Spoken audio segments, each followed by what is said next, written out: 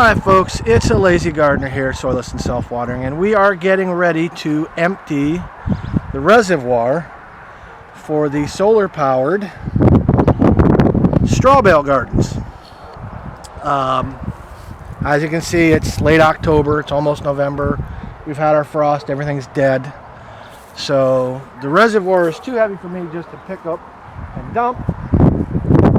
So what we're going to do is we're going to use the pump to empty the reservoir. Now, usually I go with a quieter pump, and you're going to get to hear how loud the pump is. And as a matter of fact, I had to run it at night because I had complaints about the noise. And the positive to this pump is that it lasted the whole season. This is actually a high pressure pump. If I had a small enough orifice, it would pump up to 65 psi. I of course don't need 65 psi. You can see the flow is good, but it's not nearly as great as the previous ones you've seen in seasons past, which have flowed upwards of 270 or in excess of 100 gallons an hour. This does 60 liters. What about 25, not quite 25 gallons an hour, 22 gallons an hour. It's fast enough, but as you can hear, because it's a diaphragm pump and not a centrifugal force pump, it's a bit noisier. Not excessively noisy in my book, but noisy enough where what was the term used? It interrupted the tranquility of the gardens. This is a rented plot. There's 100 and some other gardeners here where I rent.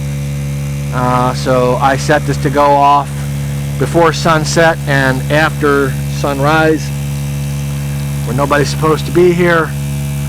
And it did its job.